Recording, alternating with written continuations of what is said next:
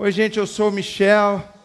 Que alegria estarmos juntos mais um domingo, onde a gente pode juntos celebrar o nosso Deus. Como é bom estar na presença dEle, como é bom poder render louvores ao Senhor, juntos como igreja.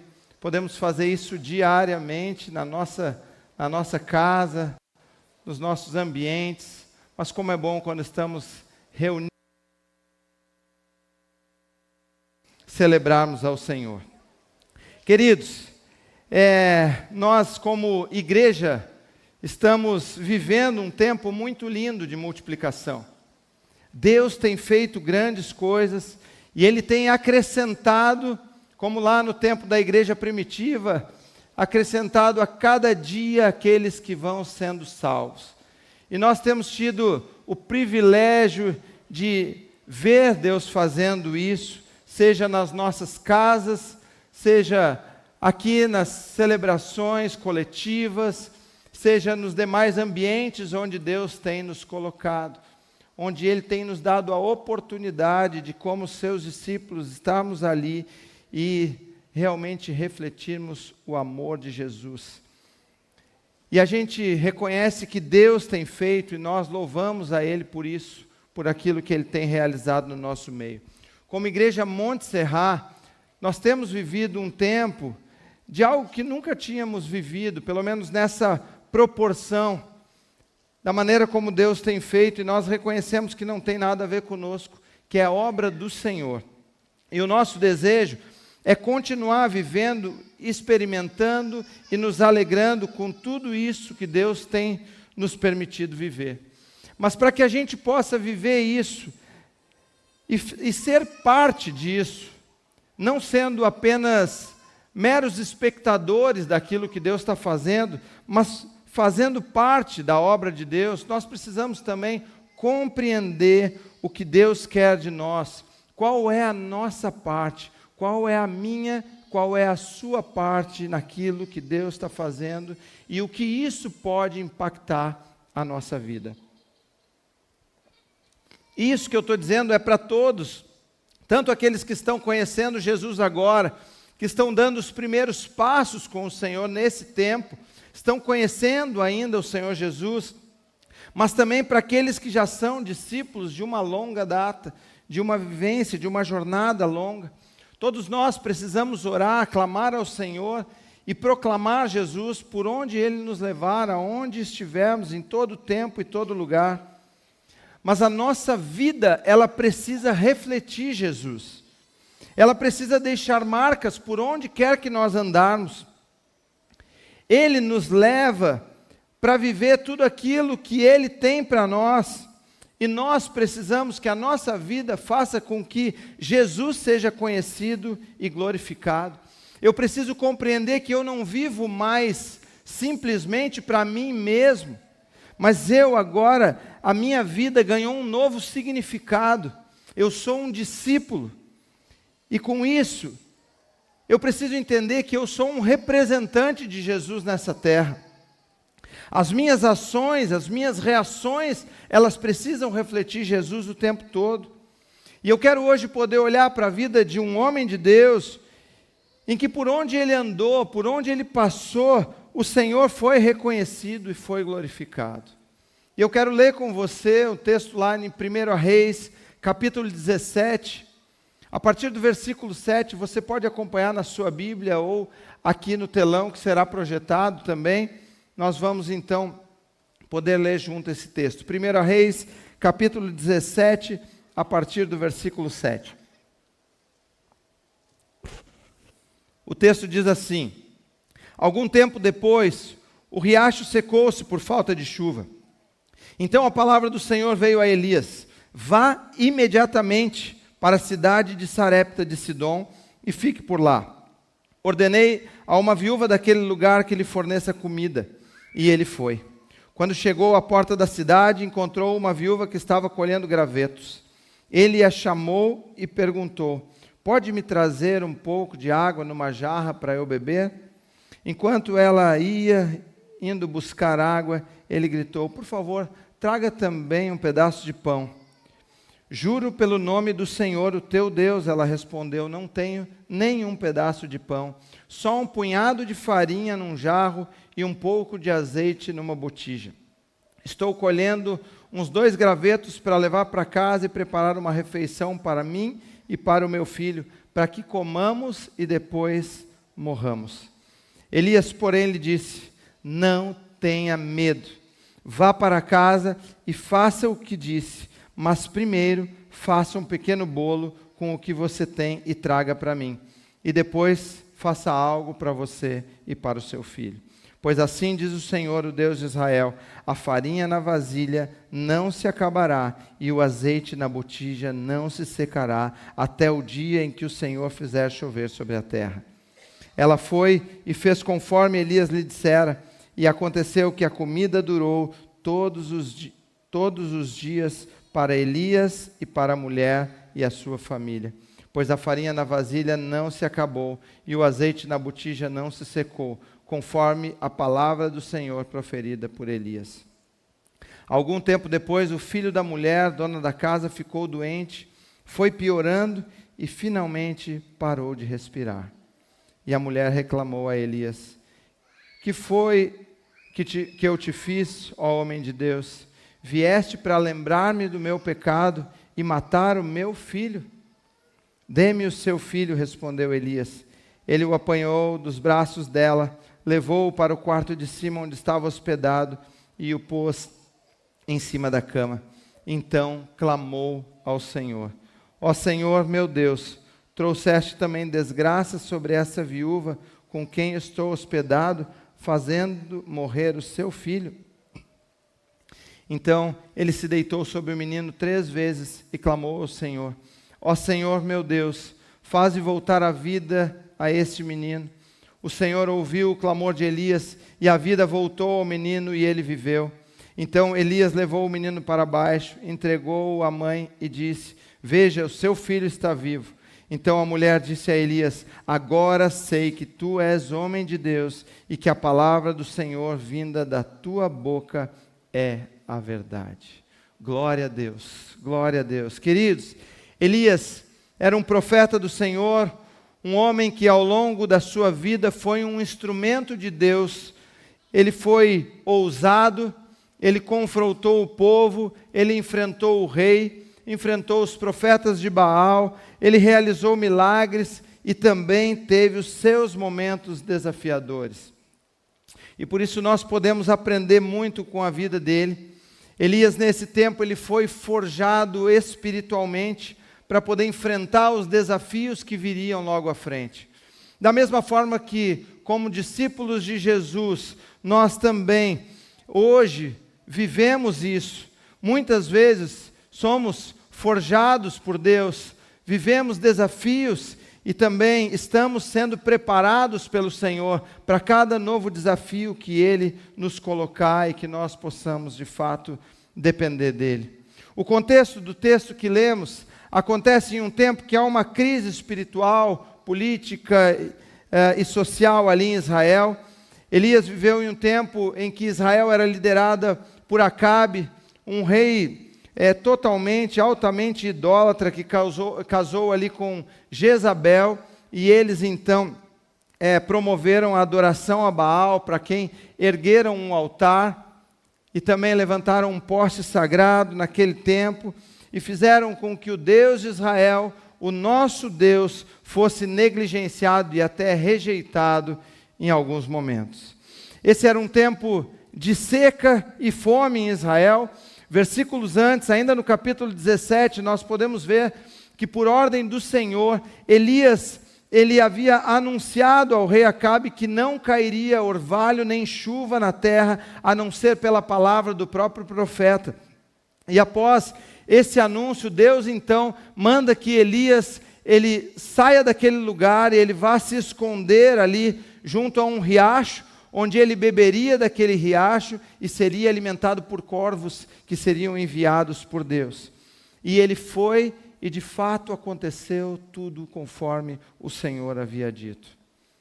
Mas algum tempo depois, como nós vimos nesse texto, o riacho secou e Deus então manda que Elias saia dali e vá para a cidade de Sarepta de Sidom, uma cidade fora dos limites de Israel, e que vivia completamente afastada da adoração ao Deus verdadeiro. E na sua ordem, Deus fala para Elias que ele fosse até aquele lugar, porque ele mesmo ordenaria a uma viúva que o alimentasse naquela cidade. E Elias, então, mais uma vez, é enviado por Deus para ser alimentado em um contexto desafiador, assim como foi quando foi alimentado pelos corvos. Ele chega, então, nesse contexto que, de uma certa forma, queridos, é adverso, porque a viúva vivia uma situação dramática em que ela não conseguia alimentar nem a si própria, a ponto de dizer que estaria colhendo uns gravetos e faria uma última refeição para comer e depois morrer. Elias chega, pede água e pão, e ela já dá a real, digamos assim, ela já relata a situação para ele, que tinha apenas um punhado de farinha e um pouco de azeite, o que naturalmente não seria suficiente nem para eles mesmos. Nesse momento, Elias então afirma algo profundo sobre a vida dela. Ele olha para ela e diz: não tenha medo, faça exatamente aquilo que você disse. Mas porém, Elias faz uma ressalva e diz para ela que fizesse primeiro algo para ele e depois para o filho. Gente, eu fiquei pensando nisso, pensa aí. Imagina, você já disse que tem pouco. Chega um cara, um homem de Deus, e diz assim: desse pouco tu faz primeiro para mim, depois tu faz para o teu filho. Então imagina o contexto, imagina o desafio daquele momento. Esse é o momento da história. Elias vem de uma jornada desafiadora com os corvos e agora Deus o coloca diante de um novo desafio. E o que eu quero pensar hoje, a partir da vida desse homem, é como deve ser a maneira de viver de um homem e de uma mulher de Deus. Por isso, o tema dessa mensagem é marcas essenciais de um homem e de uma mulher de Deus. Desde o dia que nós aceitamos Jesus como Senhor e como Salvador das nossas vidas, há uma conversão, uma mudança de rota na nossa jornada. E aquilo que eu estava acostumado a fazer, aquilo que era normal fazer, eu passo então a considerar se eu devo ou não permanecer fazendo. E quem nos convence é o próprio Espírito. É Ele quem nos convence e nos conduz a novas práticas na nossa vida. Mas existem práticas que, independente do tempo que nós temos de caminhada com o Senhor, nós precisamos buscar viver intensamente para que se tornem marcas essenciais, que são básicas na vida de todo discípulo. E para mim, a primeira marca essencial de um homem e de uma mulher de Deus, olhando para essa história, é a obediência imediata e incondicional. Todo discípulo deve buscar viver esse tipo de obediência. Deus disse a Elias: vá imediatamente. E o que ele fez? Ele foi. Elias já havia obedecido quando profetizou para Acabe a falta de chuva que viria sobre a terra. E ali ele também precisou fugir, sair e se esconder. E agora novamente ele recebe uma palavra de Deus para que ele se mova para um outro lugar. E tanto em um momento quanto no outro, ele é desafiado a obedecer a ordem de Deus como de fato ele obedece. Mas uma coisa é importante ressaltarmos: ele não tinha os detalhes, ele não sabia como isso aconteceria. Por isso, queridos, obedecer a Deus precisa ser algo intencional.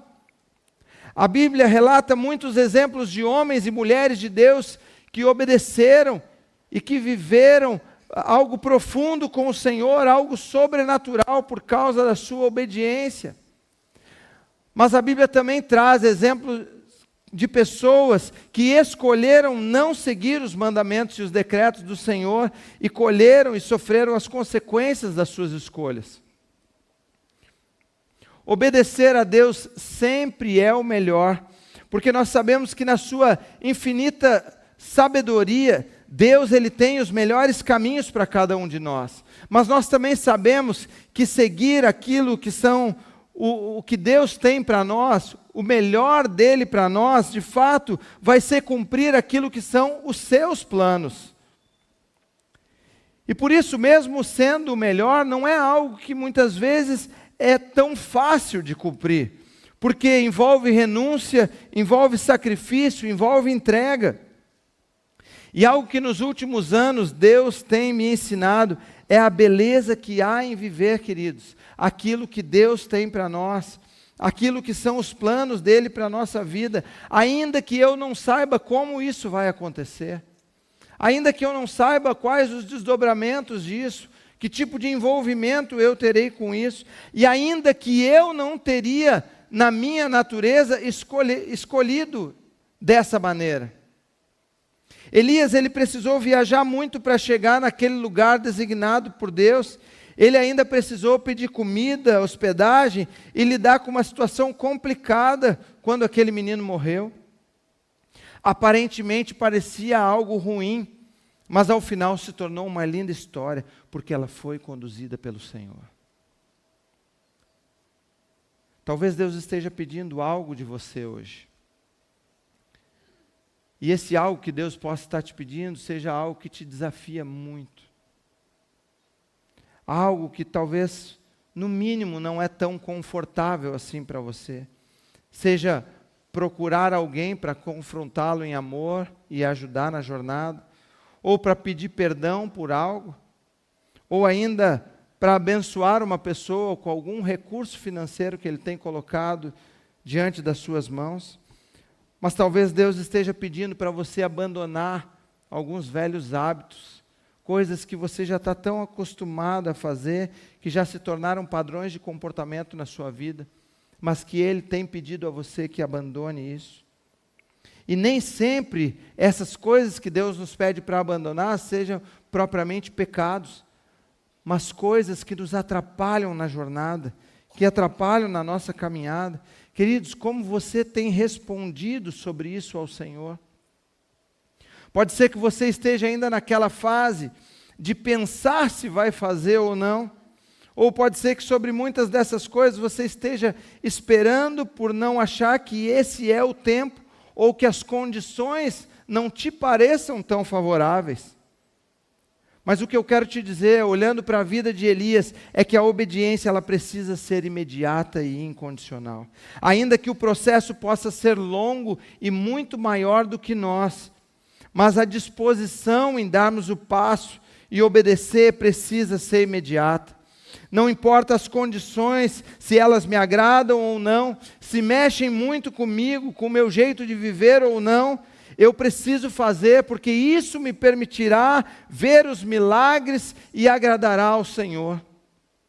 Elias, ele obedeceu imediata e incondicionalmente, e isso impactou na sua vida, na vida da viúva, na vida do seu filho, e possivelmente alcançou outras pessoas daquela comunidade. Obedecer de forma imediata e incondicional nos faz dar passos que por vezes são desconfortáveis para nós. É verdade, mas cumprem os planos perfeitos que Deus tem para cada um de nós. Como igreja, ao longo desses anos todos, nós temos buscado obedecer ao Senhor. E aquilo que Deus nos pede, nem sempre foi fácil, gente. Aquilo que Ele nos pede como igreja, e para nós como equipe pastoral ter que lidar com isso, muitas vezes foram coisas que nos desafiaram muito, que nos tirava do controle, que nos tirava de uma certa estabilidade e que em algumas vezes podem até ter sido vistas como algo sem muito sentido, porque nem era algo tão lógico humanamente falando. Um exemplo claro disso foi quando Deus nos conduziu a nos movermos para esse prédio aqui. Nós estávamos estáveis financeiramente, como igreja, e vir para cá nos desafiaria muito, mesmo diante do cenário que estávamos vivendo com a vizinhança lá. mas uma mudança para cá envolveria um grande aporte financeiro que nós não tínhamos e não havia nenhuma perspectiva de que pudéssemos alcançar, enfim, humanamente falando. E realmente isso foi algo muito desafiador para todos nós, mas nós entendemos Deus nos movendo naquele tempo. E uma das coisas que o Tércio e a Martinha sempre deixaram muito claras para nós como equipe pastoral é: se Deus falou, a gente vai fazer. Não importa o que envolva, não importa o que precisa, se o Senhor falou, nós vamos dar o passo. E assim tem sido ao longo desses anos todos aqui com a Monte Serra, e nesse tempo não está sendo diferente também.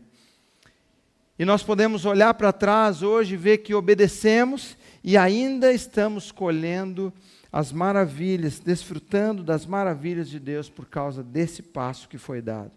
Quantas pessoas têm sido alcançadas por causa de um ato de obediência há 12 anos atrás?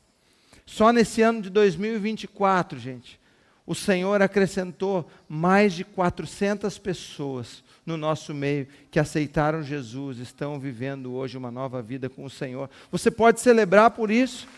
Gente, nós não podemos nos acostumar com esses números, nós não estamos focados em números, mas são pessoas que foram resgatadas do inferno, são pessoas que estão tendo uma nova vida em Jesus, estão tendo a certeza de uma vida eterna e de poder viver e dar passos aqui nessa terra com o Senhor. Tudo isso por um ato de obediência. E nós vemos que a obediência de Elias, ela trouxe esperança e uma nova vida para aquela viúva e para o seu filho. E a nossa obediência hoje, ela trará bênçãos sobre nós, mas ela irá cumprir um propósito maior que são os planos do Senhor. Não importa o que envolva esse processo, talvez ele envolva você se mover para algum lugar, ou talvez se entregar ainda mais para algo que Deus já tem te colocado aonde você está. Ou pode ser que ele te leve e te peça algum sacrifício. Independente do que seja, não deixe de viver, não fuja, queridos.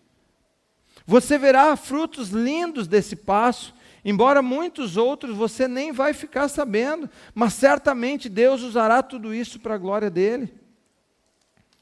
Pense o que Deus tem pedido de você hoje e como você tem respondido a esse chamado à obediência.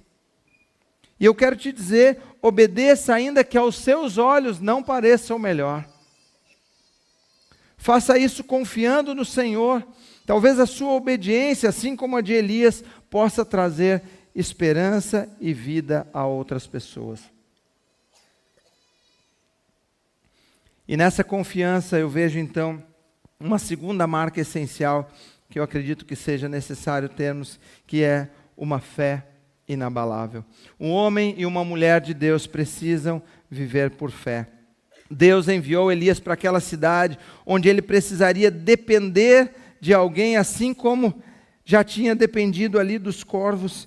Mas quando ele chegou, o cenário era ainda pior, era ainda mais desafiador, porque a viúva que Deus disse que o alimentaria, ela não tinha nem para ela mesma. Qual foi a postura dele diante disso? Desespero? Não. Pelo que nós vemos, isso parece não ter abalado Elias. E eu acredito muito que isso tem a ver com a vida que ele levava com o Senhor. A sua vida de intimidade, de dependência no Senhor. A sua fé naquilo que Deus falou era real, principalmente pelo fato de que ele tinha acabado de ser suprido por Deus de forma sobrenatural, e pelo que eu vejo, nada poderia abalá-lo naquele momento. Diante de uma palavra do Senhor, ele confiou, ainda que as circunstâncias não fossem favoráveis. Ele não confiava nas circunstâncias, porque elas mudam, mas o Deus que falou com ele não muda. O Deus que falou com você não muda, ele permanece fiel em todo o tempo. Elias não confiou naquela mulher, ele não confiou no pouco que ela tinha, naquilo que ela podia oferecer, mas ele seguiu com os olhos fixos no Senhor. Por isso, querido, não se desespere. Quem enviou você? Quem disse a você que faria? Foi Ele, então, descanse. Descanse no Senhor. Há uma música antiga que fala assim: é meu, somente meu, todo trabalho, e o teu trabalho é descansar em mim. Vamos lá, canta junto então. É meu, somente meu, todo trabalho, e o teu trabalho é descansar em mim. Gente, nós precisamos entender, o nosso trabalho é descansar no Senhor, é descansar na soberania, na grandeza do nosso Deus. Esse é o nosso passo. Mas o que nós fazemos por vezes, a gente vai na contramão disso. A gente quer resolver, a gente quer se ocupar, pensando, fazendo coisas, antes de esperar e confiar e descansar no Senhor. Há momentos que nós acabamos de ver Deus agir de forma sobrenatural, assim como Elias viu. Só que já no primeiro momento, na primeira oportunidade de exercitarmos a nossa fé, o que nós fazemos? A gente, por vezes, duvida, a gente se preocupa e a gente até se desespera. Queridos, a fé envolve confiança, confiança no Senhor. Pela obediência de Elias e pela sua fé que não se abalou, diante de apenas um punhado de farinha e um pouco de azeite, aquela mulher também obedeceu e ela pôde exercer a sua própria fé.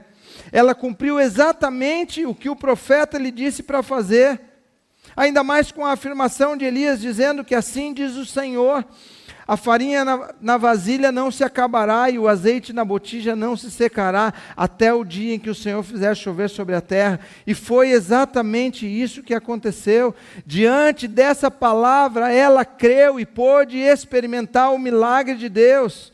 E o texto diz que a comida durou muito tempo para Elias, para a mulher e para a sua família.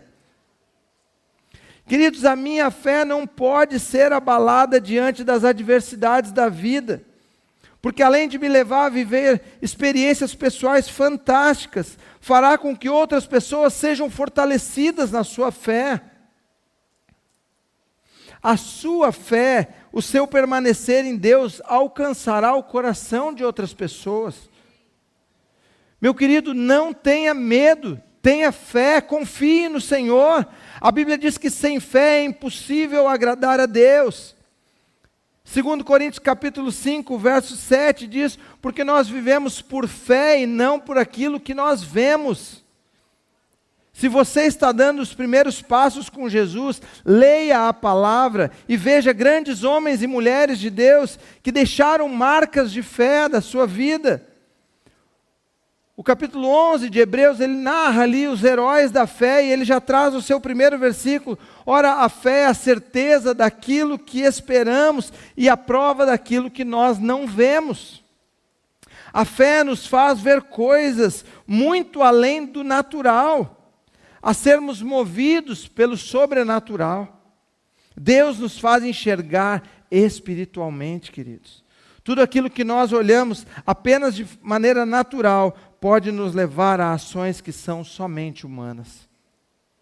Em 2 Reis, capítulo 6, houve um momento em que o profeta Eliseu e o seu servo estavam ali, e quando o servo de Eliseu, ele sai daquele lugar onde eles estavam, ele olha e vê em volta o exército arameu tendo cercado a cidade, com a tropa com carros e cavalos de guerra, e ele então fica apavorado naquele momento. Ele volta para Eliseu, relata isso, e ele olha para Eliseu e diz assim: o que faremos, meu Senhor? O que faremos? E Eliseu então responde: não tenha medo, aqueles que estão conosco são mais numerosos do que eles. Ele então, naquele momento, Eliseu fala aquilo para o seu servo e ele ora: Senhor, abre os olhos dele para que ele possa ver. Queridos, Eliseu estava ali olhando espiritualmente e ele pede ao Senhor que abra os olhos do seu servo. E o Senhor abre os olhos e ele vê então as colinas cheias de carros e cavalos de fogo cercando Eliseu naquele momento. E aquilo ali foi algo tão profundo na vida dele. Por isso hoje eu quero te dizer, meu querido, não tenha medo, porque aquele que está em você é muito mais poderoso do que qualquer problema que você possa ter. É o Senhor, é Ele que está contigo em todo o tempo. Para nós vivermos por fé, a gente precisa pedir que Deus abra os nossos olhos, que Ele nos ajude a olhar de forma espiritual. Será que você tem conseguido olhar espiritualmente para o que está à sua volta? Tem conseguido ver os carros e os cavalos de fogo que Deus tem colocado? Não é em um momento, é diariamente à sua volta, ao seu redor. Ou será que você tem olhado apenas de maneira natural para os seus problemas? Será que você pode afirmar que tem vivido por fé? Ou a sua razão e a sua humanidade têm falado muito mais alto? Todo discípulo de Jesus precisa viver por fé. Deus seguirá nos permitindo viver desafios, situações que exercitam a nossa fé, para que cada vez mais nós possamos depender do Senhor. E eu vejo aqui uma terceira marca essencial de um homem e de uma mulher de Deus, que é a dependência exclusiva no Senhor. Diante de uma grande adversidade, qual é o seu primeiro movimento? Quando você não sabe o que fazer, para onde você corre? Para onde você corre? Aonde você se refugia?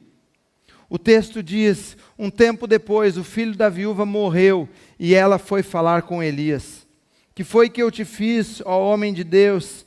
Vieste para lembrar-me do meu pecado e matar o meu filho? Nessa hora, Elias precisava dar uma resposta.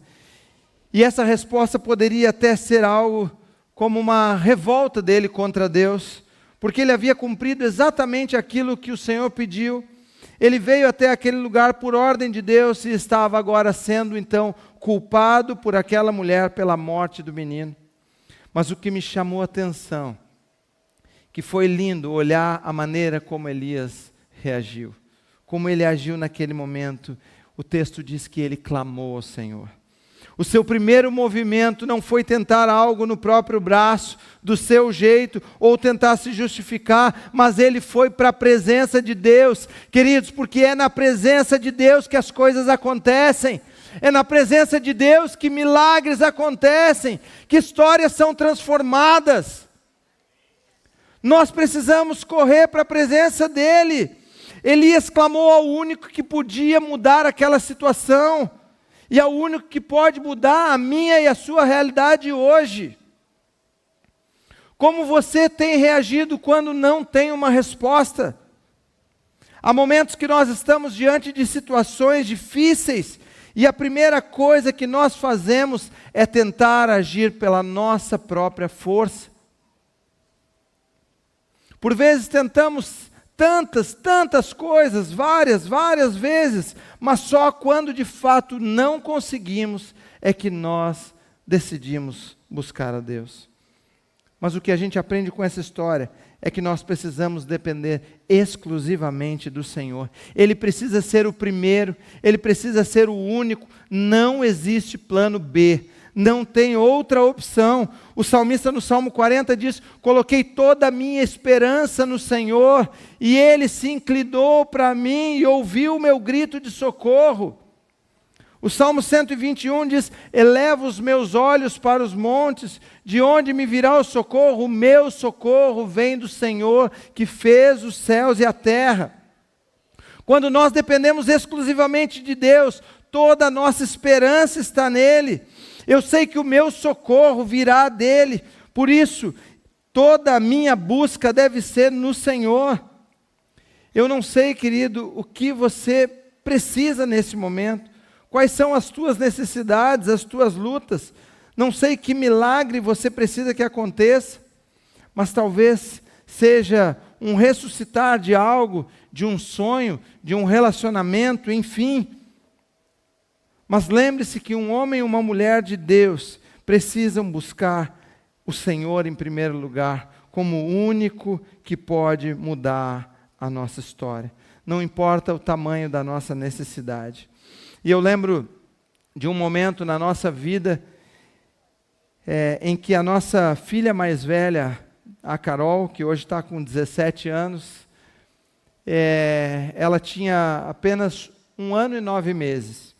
E ela era uma menina que sempre acordou muito cedo, então era um reloginho ali, 15, 20 para 6, ela já estava acordada, e a gente já estava acostumado com aquilo, né? 1 ano e 9 meses assim. E chegou um certo dia em que ela não acordou nesse horário. E pela questão de costume já, a gente estranhou, até porque no dia anterior ela tinha tido uma febre, a gente tinha ido na pediatra e ela tinha receitado um antibiótico para a Carol. Então a Carla foi até o berço para ver como ela estava. Quando chegou lá, para nossa surpresa, ela estava totalmente branca, muito branca, ensopada, lençol ensopado, assim, e ela estava muito sonolenta, assim, sem muitas reações, assim. E a Carla então trouxe ela para a sala e eu vi, e a Carla disse, acho que a gente deveria levá-la para o hospital. E foi o que fizemos imediatamente, pegamos o carro, saímos. Isso já era praticamente 7 horas da manhã, morávamos em Belo Horizonte, e um trânsito intenso, e a Carla foi relatando como a Carol estava ali naquele processo, e chegou um momento que o trânsito parou total, eu fiquei parado, só que à medida que o tempo foi passando, a Carol foi piorando, e a Carla então começou a relatar de uma forma mais intensa. De manhã eu falei só assim, ela disse, não pode dizer que eu gritei mesmo, né? Porque ela gritou, ela começou a dizer, Michel, a nossa filha está morrendo. E naquele momento, quando ela disse isso, eu fiquei sem reação, não tinha o que fazer, não tinha para onde sair, os carros do lado, na frente, atrás, não tinha para onde sair. E quando eu pensei, e agora, o que eu faço? Eu já não sabia mais, gente, para onde ir, onde era o hospital. Era um trajeto que eu fazia todo dia, estava acostumado, mas naquele momento tudo apagou da minha mente. Eu não sabia o que fazer naquele momento, mas eu só sabia de uma coisa. Eu tenho alguém que eu posso clamar. Eu tenho alguém que eu posso pedir socorro nessa hora. E foi o que nós fizemos, né, amor? Nós começamos a clamar ao Senhor. A Carla, claro, querendo expressar mais ali, gritando e falando, e nós clamando ao Senhor, ela de vidro aberto, daqui a pouco, parece que de forma instantânea, quando nós começamos a clamar, para um motociclista do lado, ele quase entra na nossa janela e diz, o que está acontecendo aí? E a Carla disse para ele, a nossa filha está morrendo. E aquele homem então, ele sai na hora, ele pega a sua moto, já para na frente de um carro e já começa a fazer um carro sair para lá, outro para cá e dá ré um outro vai mais um pouquinho, enfim, e ele já me joga para uma calçada e diz, vem atrás de mim. E começou e foi me guiando e meio na contramão, assim, no meio da avenida, e ele foi abrindo e levou a gente até o hospital. Quando a gente chegou lá, eu parei o carro do jeito que deu, deixei tudo ali, celular, carteira, chave, tudo, e a gente desci com ela, mas quando eu parei o carro, ela deu uma tossida, e se não me engano, ela já mexeu os olhos, abriu um pouco os olhos, porque ela de fato, gente, naquele momento, ela tinha desfalecido por completo. E aí, só aqui, depois desse tempo todo de trajeto, é que ela, então, teve alguma reação. Ela tinha ficado com um semblante muito feio. Mas naquele momento nós chegamos, levamos ela para dentro do hospital, e aí já pegaram ela, já levaram lá para dentro, já começaram os procedimentos, e eu e a Carla ali, a Carla acho que foi levada também para uma sala, E nós começamos então a clamar ao Senhor, porque, de novo, o que nós faríamos? Não tinha nada que nós pudéssemos fazer, a não ser depender exclusivamente do Senhor. E nós seguimos clamando. Logo depois, aquele motociclista voltou ao hospital. Ele veio exatamente para me avisar que eu tinha deixado tudo no carro, que estava tudo ali, que eu precisava ir lá e tudo. Mas eu sei que quando ele começou a falar comigo, eu abracei aquele homem e comecei a chorar e dizer: meu amigo, você não sabe, você foi um instrumento de Deus naquela hora. Nós estávamos clamando ao Senhor e você foi a resposta para a nossa oração. E eu me abracei naquele homem que era grande assim, eu abraçado nele, chorando. O pessoal em volta não sabia o que era, né? Mas eu sabia. Então eu estava ali abraçado naquele homem, chorando, e eu falei para ele: você será sempre alvo das nossas orações. E cada vez que eu lembro dessa história, nós oramos por aquele homem, e foi algo que nós vivemos. E para ainda aumentar a emoção, a nossa filha mais nova, a Bela, nasceu apenas 2 dias depois desse episódio. Então a Carla estava grávida também, então toda uma semana que foi bastante movimentada, digamos assim, lá em casa. Mas há momentos, queridos, em que nós estamos diante de situações tão difíceis, tão desafiadoras, e que nós não temos saída, não temos o que fazer. E na realidade, como homem e mulher de Deus, o que nós precisamos fazer é clamar ao Senhor, e somente ao Senhor em todas as circunstâncias. A Bíblia fala lá em Filipenses capítulo 4, versos 6 e 7, diz: não andem ansiosos por coisa alguma, mas em tudo, pela oração, súplica e com ação de graças, apresentem os seus pedidos a Deus. E a paz que excede o entendimento guardará o vosso coração e a vossa mente em Cristo Jesus. Queridos, pela oração e pela súplica e com ação de graças, nós precisamos colocar tudo diante do Senhor.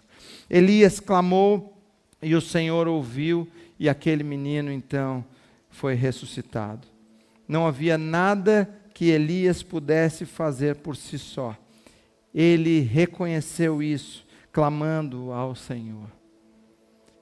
Eu não sei qual é a sua necessidade hoje. A quem você tem recorrido? A nossa esperança não pode estar em pessoas. A nossa esperança não pode estar no banco. A nossa esperança não pode estar nos médicos e etc, etc. Enfim, só Ele pode abrir o nosso caminho. Só Ele pode enviar motociclistas e tantos outros para nos ajudar. Mas o que nós precisamos é clamar ao Senhor. Queridos, o meu desejo é que eu e você, nós possamos, assim como o salmista, colocar diariamente toda a nossa esperança e a nossa confiança no Senhor. E certamente, eu posso te dizer que certamente nós veremos Ele se inclinando para nós. O Senhor está nos ouvindo. O Senhor é o nosso socorro, bem presente em todo o tempo. E eu quero concluir te encorajando como homem e mulher de Deus a buscar viver dessa forma. A buscar viver uma obediência imediata e incondicional.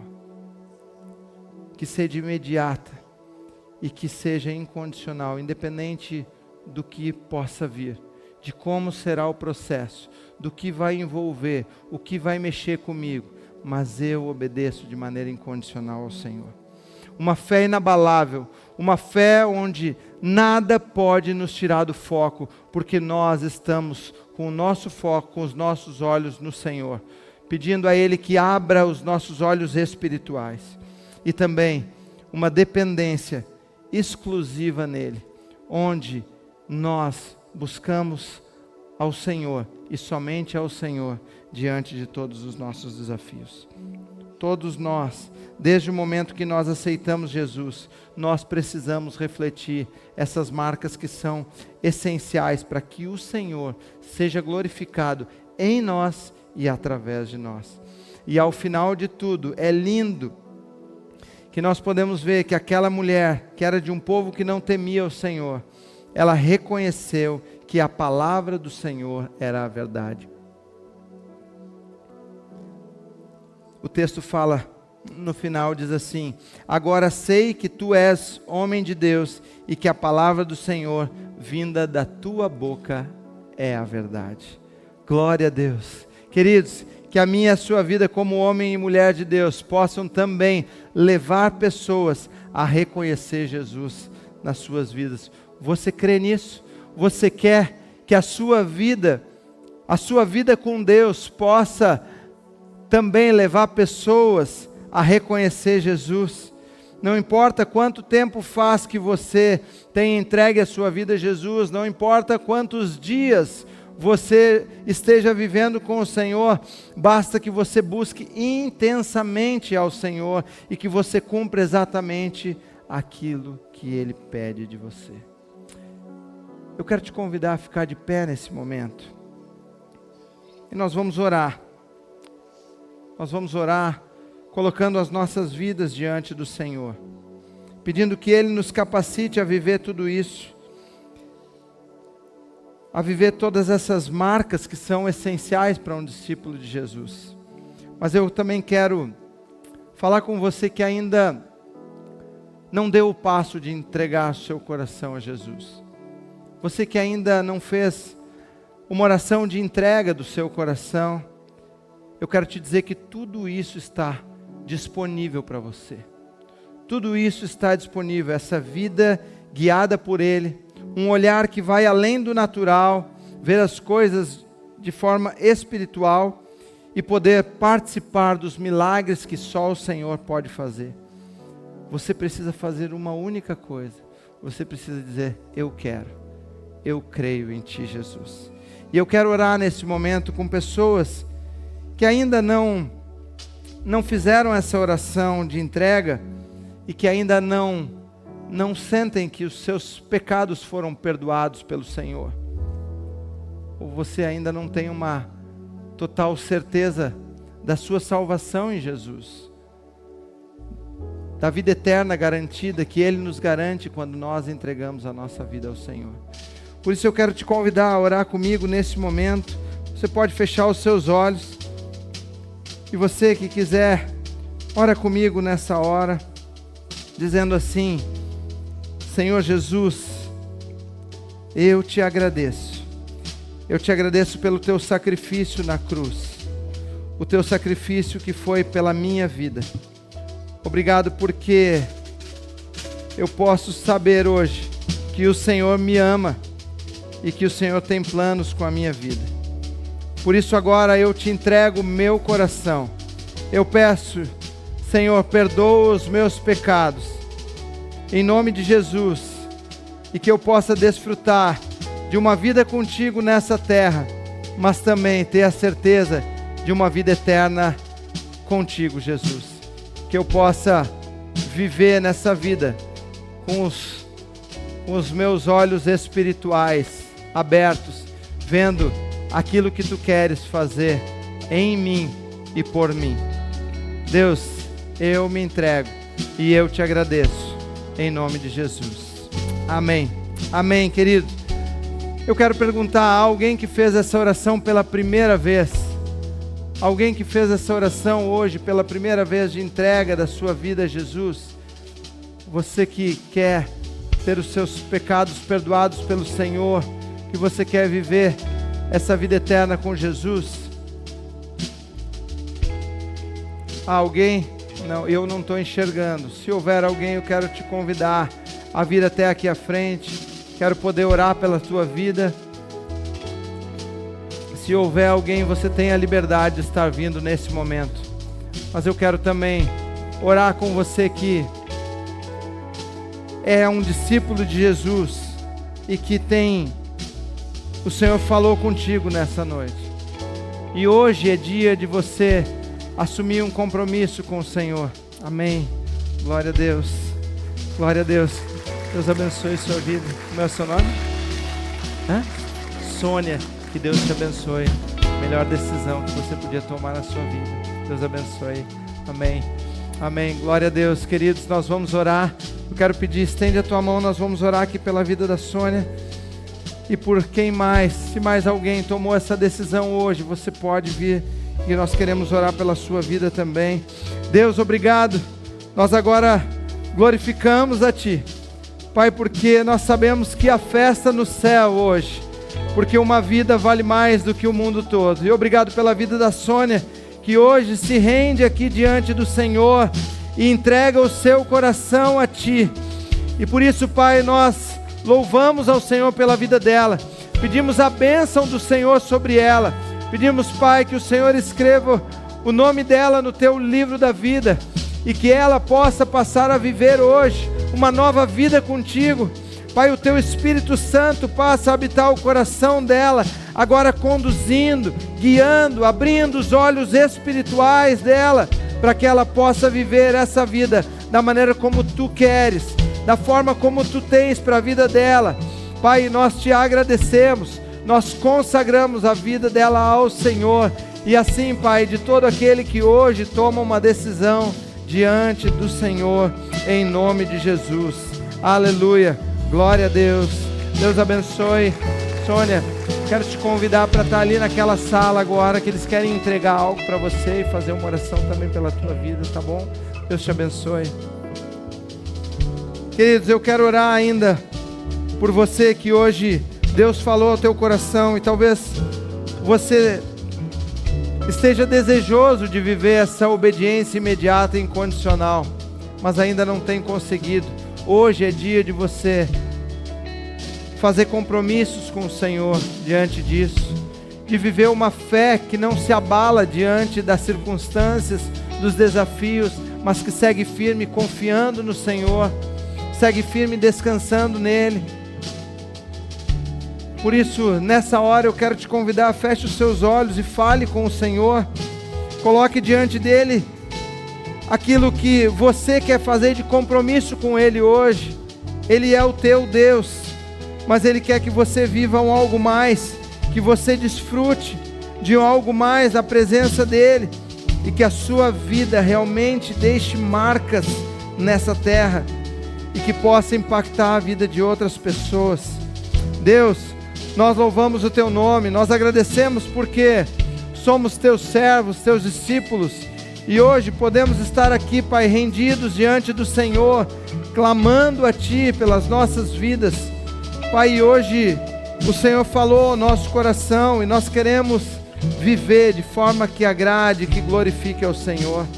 Por isso, Pai, nos ajuda, Deus, a viver aquilo que Tu queres de nós. Por vezes, Te obedecer é algo tão desafiador, mexe tanto conosco, Pai, mexe tanto com as nossas estruturas, mas nos ajuda, nós queremos, nós precisamos do Senhor. Nos ajuda, Pai, a não nos abalarmos diante dos desafios da vida, a não olharmos para as circunstâncias, mas seguirmos tendo fé no Senhor e naquilo que Tu vais fazer, porque se o Senhor falou, o Senhor faz. Se o Senhor prometeu, o Senhor cumpre. Pai, nos ajuda a depender exclusivamente de Ti, que nenhum outro lugar nós venhamos a recorrer, senão ao Senhor, que nós possamos estar na Tua presença, porque é na Tua presença que os milagres acontecem, que a nossa vida é transformada, que as coisas realmente fluem, porque o Senhor é aquele que pode todas as coisas, e nós Te agradecemos e celebramos a Ti em nome de Jesus. Amém.